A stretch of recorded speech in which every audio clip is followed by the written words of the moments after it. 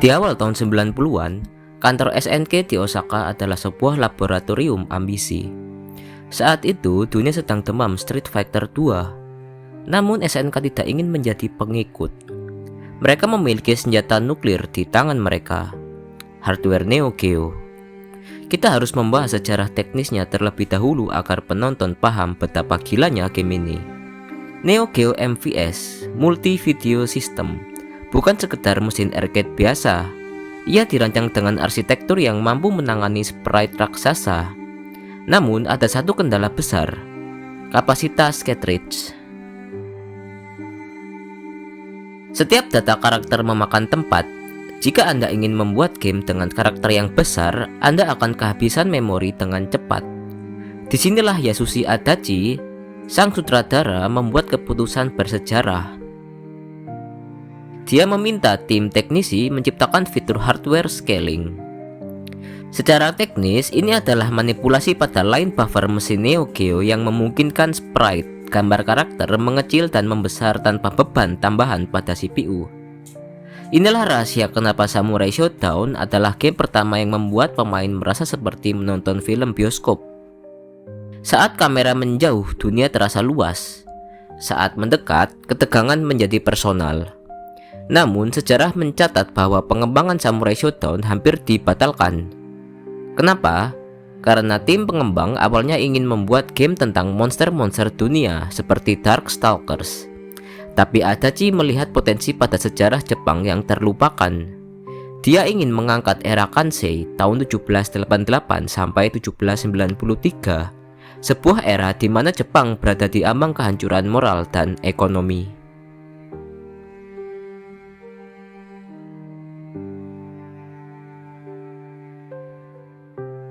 Mari kita bedah lore yang tidak banyak diketahui orang. Penonton mungkin tahu Amakusa adalah bos akhir, tapi mereka jarang tahu siapa dia sebenarnya dalam sejarah nyata. Shiro Tokisada Amakusa adalah sosok nyata di tahun 1637. Dia adalah pemimpin pemberontakan Shimabara, sebuah revolusi rakyat jelata dan penganut Kristen yang ditindas oleh Kesogunan Tokugawa. Dalam sejarah asli, Amakusa dieksekusi di usia 16 tahun. SNK mengambil fakta tragis ini dan menyutikan elemen horor. Dalam lore Samurai Shodown, saat Amakusa akan dipenggal, rasa bencinya terhadap dunia begitu besar sehingga menarik perhatian Ambrosia, dewa kegelapan dari dimensi Makai. Ambrosia menawarkan kontrak, "Aku akan memberimu kekuatan untuk membalas dendam, asalkan kau menjadi wadah bagi kehadiranku di dunia manusia." Amakusa setuju, namun roh Amakusa butuh tubuh fisik yang kuat. Disinilah letak detail gelapnya. Amakusa merasuki tubuh Shinzo Hattori, anak kandung dari ninja legendaris Hanzo Hattori. Bayangkan betapa pedihnya Hanzo. Dia harus bertarung melawan sosok yang memiliki wajah anaknya sendiri. Di tahun 1788, latar SS1, Amakusa berhasil mencuri Palinque Stone, sebuah batu suci dari Amerika Selatan, untuk memperkuat segel Ambrosia. Akibatnya, seluruh dunia terkena dampaknya. Kelaparan di Prancis, kerusuhan di Amerika, dan wabah di Jepang. Semua itu adalah efek samping dari bangkitnya Amakusa. Inilah alasan kenapa karakter seperti Carlot dari Prancis atau Halford dari Amerika datang ke Jepang. Mereka bukan pengikut turnamen. Mereka adalah detektif dan pejuang yang melacak sumber bencana global yang menghancurkan negara mereka. Kembali ke sisi sejarah industri, ada rahasia kenapa Samurai Shodown tidak memiliki combo panjang. Di tahun 1993, mesin arcade dibayar per menit. Semakin lama orang bermain, semakin sedikit keuntungan pemilik game center. Namun, SNK mengambil pendekatan psikologis. Mereka menciptakan sistem high risk, high reward. Secara teknis, mereka memprogram damage scaling yang sangat ekstrim pada heavy slash atau tebasan berat. Jika Anda menekan satu tombol di saat yang tepat, Anda bisa memenangkan ronde. Ini menciptakan fenomena di Jepang yang disebut the Zen of Fighting. Penonton tidak pernah tahu bahwa SNK sengaja membuat kontrolnya terasa berat. Setiap kali Anda mengayunkan pedang besar Haumaru, ada recovery frame yang sangat lama. Ini adalah keputusan teknis untuk memaksa pemain berpikir, bukan sekedar memencet tombol secara brutal atau button mashing. Jika Anda meleset, Anda mati. Inilah yang membuat Samurai Shodown menjadi game paling menegangkan di masanya.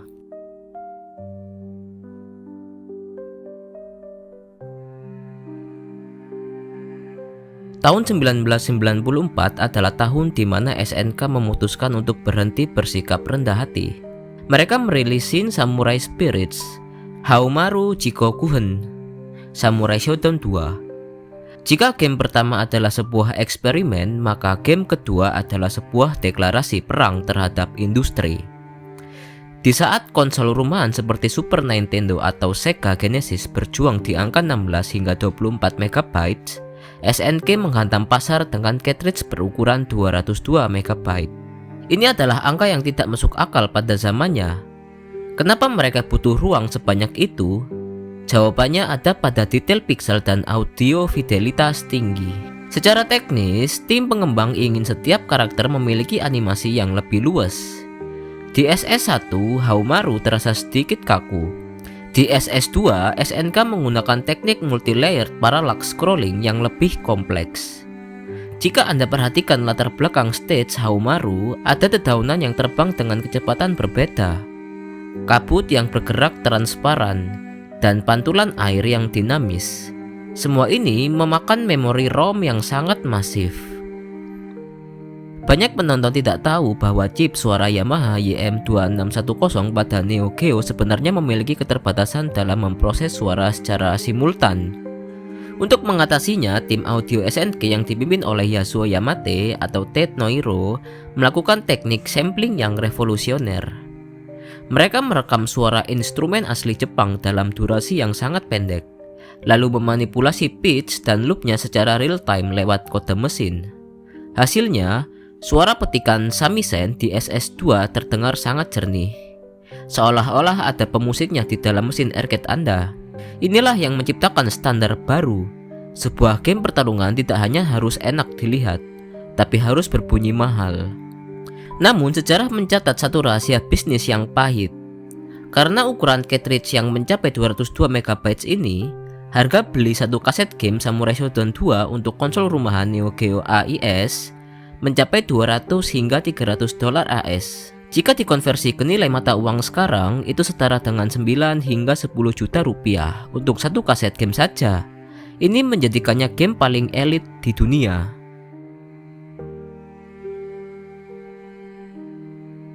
Mari kita masuk ke dalam lore yang sangat kelam di SS2. Jika Amakusa adalah pion, maka Mizuki Rasojin adalah tangan kanan sang dewa kegelapan. Siapa sebenarnya Mizuki?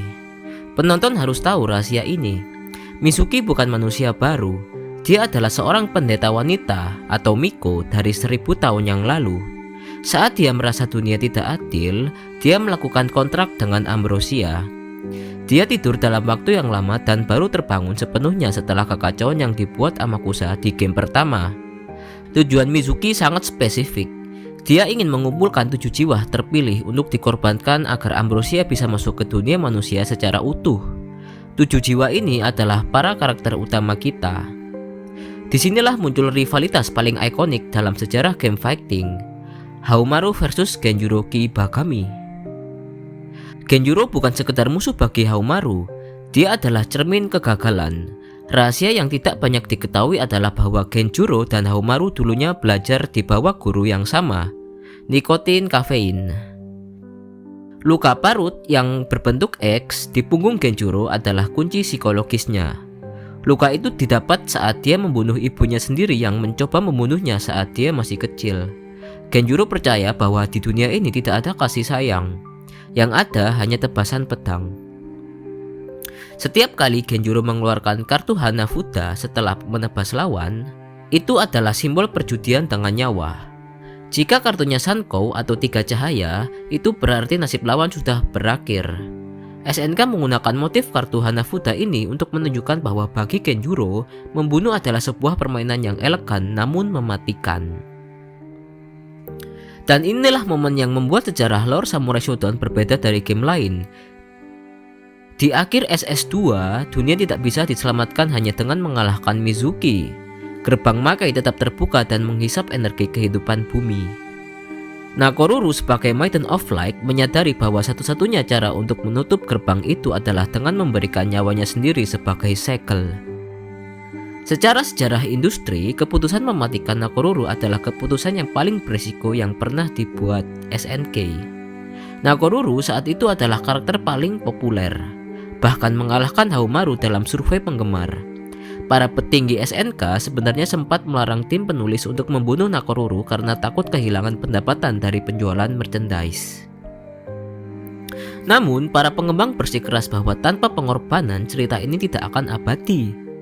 Nakoruru akhirnya berubah menjadi roh alam di pelukan elangnya. Momen ini begitu kuat sehingga di Jepang ada fans yang mengirimkan surat duka cita sungguhan ke kantor SNK, seolah-olah Nakoruru adalah orang asli yang baru saja meninggal. Kembali ke sisi teknis, SS2 memperkenalkan mekanisme yang mengubah sejarah game fighting selamanya, Weapon Breaking Technique atau Buki Hakai Wasa. SNK ingin pemain merasakan ketakutan kehilangan senjata. Secara teknis, memprogram karakter tanpa senjata membutuhkan aset animasi tambahan yang sangat banyak, atau tangannya kosong. Namun, mereka tetap melakukannya. Mereka memperkenalkan Rage Gauge, semakin banyak Anda dipukul, Anda semakin kuat. Ini adalah mekanisme comeback pertama dalam sejarah game. Rahasia teknisnya adalah sistem damage multiplier yang dinamis. Saat bar amarah penuh, hitbox dari serangan Anda tidak membesar, tapi frame aktifnya dipercepat dan kerusakan dinaikkan hingga 50%. Ini memaksa pemain untuk tidak hanya menyerang secara membabi buta. Jika Anda terkena weapon breaker, pedang Anda hancur dan Anda harus menunggu wasit Kuroko melemparkan pedang baru ke arena. Ini adalah sejarah di mana jeda dalam pertarungan menjadi elemen strategi yang sangat menentukan.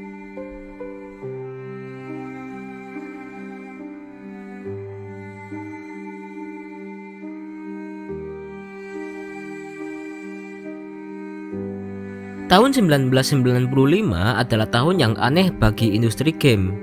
Dunia mulai terobsesi dengan Polygon 3D lewat Tekken 2 dan Virtua Fighter 2. Di tengah tekanan ini, SNK melakukan sesuatu yang tidak masuk akal. Mereka membuang semua aset visual yang sudah membuat mereka kaya di SS2 dan membangun ulang Samurai Shodown 3, Blades of Blood dari nol. Secara sejarah industri, ini adalah sebuah development hell. Rahasia teknis kenapa SS3 terasa sepi?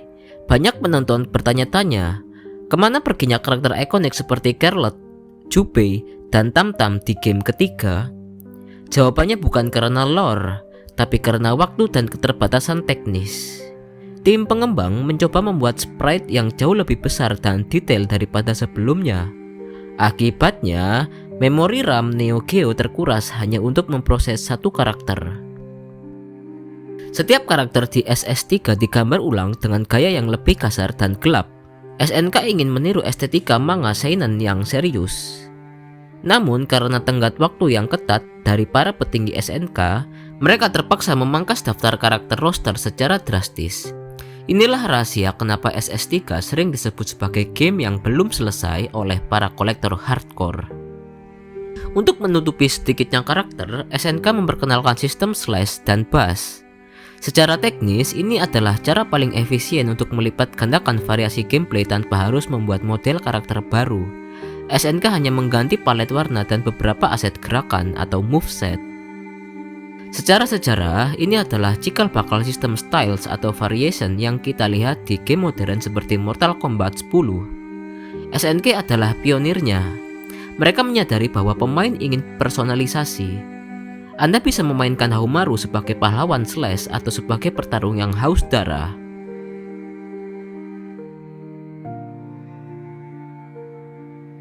Masuk ke sisi lore, atmosfer Samurai Shodown berubah total. Jika SS1 dan 2 terasa seperti petualangan epik, SS3 adalah sebuah tragedi psikologis. Rahasia Zankuro, The Man of Slaughter. Penonton harus tahu bahwa Zankuro Minazuki adalah salah satu antagonis paling tragis di jagat SNK.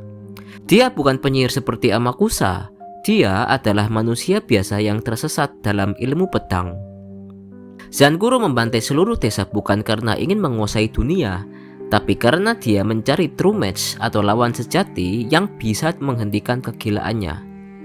Puncak kegelapan adalah ketika dia tanpa sadar membantai seluruh keluarganya sendiri. Satu-satunya yang tersisa adalah bayangan seorang bocah. Inilah yang membawa kita kepada protagonis baru, Shizumaru Hisame. Shizumaru bukan sekedar bocah pembawa payung. Dia penderita amnesia setelah serangan Zankuro. Namun, lore yang lebih dalam yang hanya ada di artbook resmi Jepang mengisyaratkan hal yang lebih gelap. Shizumaru memiliki iblis di dalam dirinya. Saat dia bertarung, payungnya bukan hanya alat pertahanan, tapi simbol penahan kekuatannya. Hubungan antara Shizumaru dan Zankuro adalah cerminan dari konsep Jepang tentang karma. Shizumaru mengejar Zankuro untuk mencari jati diri, sementara Zankuro menunggu Shizumaru untuk memberikan kematian yang terhormat. Karena SS3 dianggap terlalu gelap dan kurang laku, SNK merilis Samurai Shodown 4 Amakusa Revenge pada tahun 1996. Disinilah secara teknis bertemu lore dengan cara yang unik. SNK membawa kembali Amakusa, tapi dengan twist. Amakusa terbelah menjadi dua. Yang pertama, Amakusa sisi baik, light side, roh aslinya yang ingin menebus dosa. Yang kedua, Amakusa sisi jahat, dark side, manifestasi kebencian yang dipicu oleh ambrosia. Secara teknis, Samurai Shodown 4 adalah perbaikan dari SS3. Mereka mengembalikan karakter populer seperti Carlot dan Jubei. Mereka juga memperkenalkan fitur suicide atau banshin. Tahukah kalian bahwa Samurai Shodown 4 adalah satu-satunya game fighting mainstream yang memiliki tombol khusus untuk bunuh diri di tengah ronde? Secara lore ini adalah bentuk seppuku atau yang kalian kenal sebagai harakiri demi menjaga kehormatan. Secara strategi, jika Anda tahu akan kalah di ronde tersebut, Anda melakukan bunuh diri agar di ronde berikutnya bar amarah atau rage gauge Anda langsung penuh secara instan. Ini adalah mekanik yang sangat liar dan hanya bisa lahir dari pikiran pengembang SNK yang radikal. Ada perubahan teknis besar di SS4 yang sering dikritik oleh purist atau pemain lama. SNK memperkenalkan sistem CD combo. Dengan menekan tombol C dan D secara bersamaan, karakter akan melakukan rangkaian serangan otomatis 14 hit. Kenapa SNK melakukan ini? Sejarah mencatat bahwa tahun 1996 SNK mulai merasa terancam oleh Killer Instinct dan Mortal Kombat yang mengandalkan combo panjang. Mereka takut Samurai Shodown yang lambat akan ditinggalkan anak muda. Akhirnya mereka mengkhianati filosofi satu tebasan demi combo yang terlihat keren di layar. Namun mereka tetap memberikan sentuhan khas Samurai No Mercy atau Fatality. Berbeda dengan Mortal Kombat yang terlihat fantastis, Fatality di SS4 terasa lebih dingin dan klinis. Membelah tubuh lawan di akhir ronde bukan hanya soal visual, tapi soal penyelesaian dari duel yang melelahkan.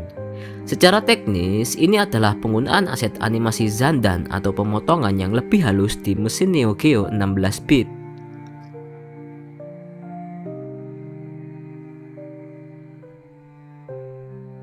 Tahun 1997 adalah awal dari akhir bagi kejayaan SNK yang kita kenal.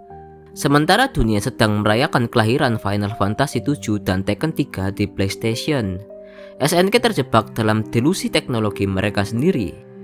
Mereka merasa mesin Neo Geo 16-bit sudah mencapai batasnya, dan mereka butuh sesuatu yang lebih. Maka lahirlah Hyper Neo Geo 64, sebuah hardware yang secara sejarah industri adalah kuburan jutaan dolar. Hyper Neo Geo 64 dirancang untuk menjadi mesin 3D paling kuat di bumi. Namun, arsitekturnya sangat rumit dan sulit diprogram. SNK merilis Samurai Shodown 64 di mesin ini. Secara teknis, mereka mencoba menggabungkan jiwa 2D ke dalam ruang 3D. Tahukah kalian, Samurai Shodown 64 sebenarnya memiliki fitur teknis yang sangat maju seperti multi-layered stage. Jika Anda memukul lawan cukup keras, mereka akan menembus pagar dan jatuh ke arena di bawahnya. Namun, grafik 3D-nya terlihat buruk dibandingkan pesaingnya. Pixel yang dulunya indah di 2D berubah menjadi kotak-kotak poligon yang kaku. Fans tidak menyukainya. Mesin ini gagal total secara bisnis dan SNK kehilangan dana cadangan mereka dalam jumlah masif. Meskipun gamenya gagal di pasaran, lore yang diciptakan SNK di era ini sebenarnya sangat luar biasa. Mereka memperkenalkan Asura, seorang petarung misterius yang bangkit dari kegelapan untuk membalas dendam pada Yuga the Destroyer. Lore di era 3D ini, SS64 dan Warriors Rage, sebenarnya adalah kelanjutan langsung dari SS2.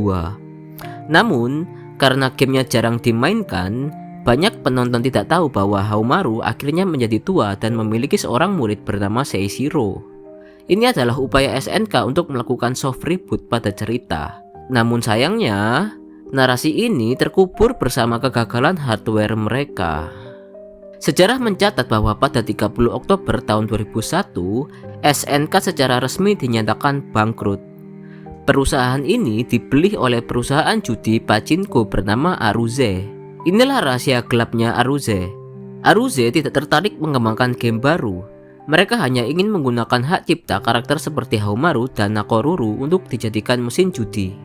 Pengembang SNK asli merasa dihianati. Banyak dari mereka keluar dan mendirikan perusahaan baru bernama Teams dan SNK Playmore. Disinilah zaman kegelapan Samurai Shodown dimulai. Setelah bangkrut dan bangkit kembali sebagai SNK Playmore, mereka tidak punya banyak uang untuk membuat game 3D. Akhirnya mereka kembali ke akar, mesin Neo Geo yang sudah berusia 13 tahun. Tahun 2003 lahirlah Samurai Shodown 5, Samurai Spirit Zero. Secara kronologi ini adalah prequel dari seluruh seri. Ceritanya berlatar tahun 1786. 2 tahun sebelum kejadian di SS1. Protagonisnya adalah Yoshitora Tokugawa. Rahasia sejarah di balik karakter ini adalah dia terinspirasi dari Tokugawa Ieyasu, shogun ke-11 Jepang yang dikenal memiliki banyak selir dan gaya hidup mewah. Dalam lore, Yoshitora memiliki 7 pedang, masing-masing dinamai menurut nama wanita yang pernah ada dalam hidupnya. Dia adalah gambaran pemuda bangsawan yang enggan menjadi pemimpin, namun terpaksa menghunus pedang demi menyelamatkan Jepang dari pemberontakan Gao. Ini adalah lore yang sangat politis dan membumi dibandingkan saga Amakusa yang penuh sihir. Tahukah kalian bahwa Samurai Shodown 5 sebenarnya tidak dikembangkan oleh tim internal SNK? Karena SNK baru saja bangkit dari kebangkrutan, mereka menyewa perusahaan luar bernama Yuki Enterprise. Para pengembang di Yuki Enterprise adalah fans berat seri ini. Mereka mencoba mengembalikan mekanisme satu tebasan yang hilang di SS4. Namun, karena keterbatasan budget, mereka banyak menggunakan aset lama atau recycled sprites. Inilah rahasia kenapa beberapa karakter terlihat memiliki kualitas gambar yang berbeda di layar. Puncak dari era ini adalah Samurai Shodown 5 Special tahun 2004. Ini adalah game terakhir yang pernah dirilis secara resmi untuk mesin Neo Geo. SNK ingin memberikan perpisahan yang manis, maka mereka memasukkan fitur Zetsumei Ouki atau Overkill atau Fatality.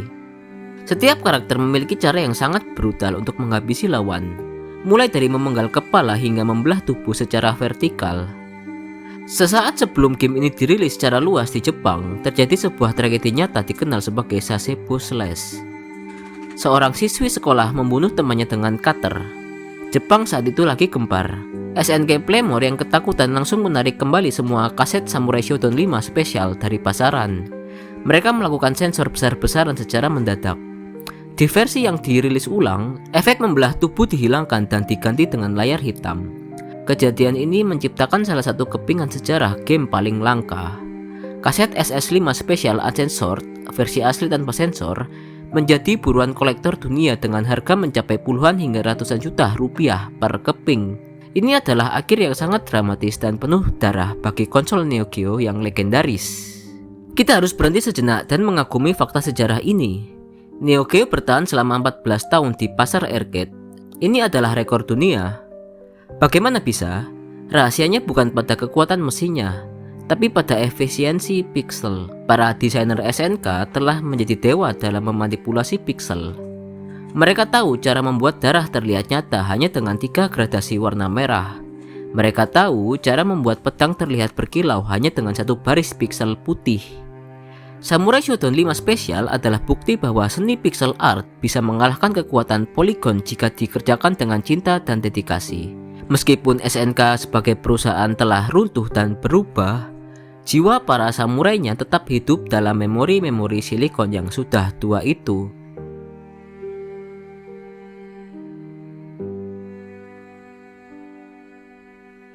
Setelah kematian Neo Geo pada tahun 2004, Samurai Shodown memasuki periode yang disebut oleh para fans sebagai The Dark Age. SNK Playmore, yang saat itu lebih fokus pada stabilitas finansial daripada inovasi, mulai melakukan kesalahan fatal. Mereka kehilangan arah tentang apa yang membuat game ini spesial. Banyak penonton bertanya-tanya, kemana perginya Homaru selama hampir 15 tahun? Jawaban menyakitkan, dia berada di dalam mesin judi. SNK Playmore banyak menggunakan aset Samurai Shodown untuk memproduksi mesin Peki slot. Secara sejarah industri, ini adalah masa di mana nilai artistik Samurai Shodown berada di titik terendah. Karakter-karakter legendaris kita dipaksa melakukan animasi-animasi konyol di layar mesin judi hanya untuk menarik orang bertaruh koin. Namun di balik itu, ada satu proyek ambisius yang justru menjadi paku payung terakhir. Samurai Shodown Sen tahun 2008. Samurai Shodown Sen adalah upaya SNK untuk masuk ke era konsol HD menggunakan mesin 3D. Namun secara teknis, game ini adalah bencana. Mereka mencoba meniru mekanik Soul Calibur namun dengan gerakan yang sangat kaku. Tahukah kalian, SNK mencoba memasukkan sistem mutilasi yang sangat ekstrim di game ini. Tangan dan kepala bisa putus setiap saat. Mereka pikir kekerasan akan menutupi buruknya gameplay. Hasilnya, game ini mendapatkan ulasan terburuk dalam sejarah franchise. Para fans merasa dikhianati karena filosofi satu tebasan yang puitis berubah menjadi ajang jagal yang generik dan tanpa jiwa.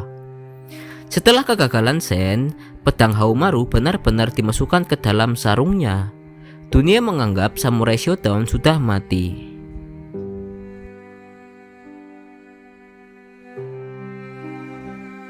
Pada tahun 2016 terjadi keajaiban di balik layar SNK. Perusahaan ini dibeli oleh investor dari Cina, 37 Games, yang kemudian membawa visi baru, Back to the Roots, kembali ke akar. Mereka menyadari bahwa aset terbesar mereka bukan pada teknologi 3D yang realistis, melainkan pada estetika. Pada tahun 2019, lahirlah Samurai Shodown Reboot. Ini adalah sejarah penting di mana SNK akhirnya memahami identitas mereka. Secara teknis, para pengembang tidak ingin membuat game yang terlihat seperti Tekken. Mereka menciptakan teknik rendering unik Unreal Engine 4 yang disebut style cell shading. Rahasia visualnya adalah pada garis tepi atau outlines. Jika Anda perhatikan, garis di sekitar tubuh karakter tidak rata. Mereka seperti guratan kuas tinta Jepang yang tebal dan tipis. Setiap kali ada serangan besar, cipratan darah di layar sebenarnya dianimasikan dengan pola yang menyerupai tumpahan tinta di atas kanvas. Ini adalah cara cerdas secara teknis untuk menghormati sejarah seni Jepang sekaligus melewati sensor modern dengan estetika yang indah. Lore di game 2019 ini adalah sebuah prequel setelah SS5 tapi sebelum SS1. Musuh utamanya adalah Shizuka Gozen, roh wanita bangsawan yang terjebak dalam amarah. Penonton harus tahu detail ini. Shizuka Gozen terinspirasi dari tokoh sejarah nyata, kekasih pahlawan legendaris Minamoto no Yoshitsune.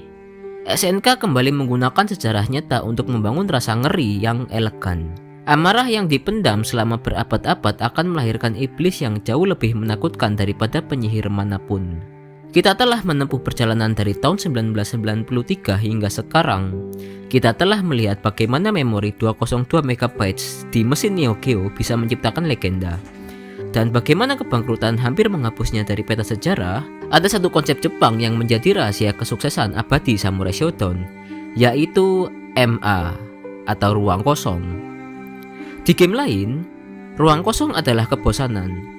Namun di Samurai Shodown, ruang kosong detik-detik saat dua petarung hanya berdiri diam adalah inti dari segalanya. Secara sejarah industri, SNK adalah satu-satunya yang berani menjual diam sebagai bentuk hiburan yang intens. Kesimpulan sejarah dan lore, 20 tahun lebih telah berlalu. Para pengembang asli mungkin sudah pensiun, dan mesin Neo Geo mungkin sudah menjadi barang museum yang mahal. Namun, Samurai Shodown mengajarkan kita satu hal tentang sejarah, bahwa teknologi akan selalu berubah dan menua. Namun, gaya seni dan integritas cerita adalah sesuatu yang tidak bisa kadaluarsa. Setiap kali Anda menekan tombol heavy slash dan melihat layar bergetar saat pedang bertemu daging, Anda sedang merasakan hasil dari keringat para teknisi di Osaka tahun 90-an yang berjuang melawan batas memori. Pedang mungkin bisa berkarat, tapi api semangat para samurai ini akan terus menyala selama masih ada pemain yang berani menarik napas dalam-dalam, menunggu saat yang tepat dan melepaskan satu tebasan yang mengubah takdir. Itulah sejarah lengkap, teknis, dan lore dari Samurai Shodown, sebuah saga tentang baja yang menolak untuk patah. Bagian mana yang paling mengejutkan kalian? Apakah skandal sensor darah putih atau fakta bahwa game ini hampir musnah di mesin judi? Tulis pendapat kalian di kolom komentar. Mari kita diskusikan sejarah game legendaris ini. Saya Checkpoint Dokumentari, terima kasih telah menonton sampai detik terakhir. Sampai jumpa di dokumenter sejarah berikutnya. Sayonara.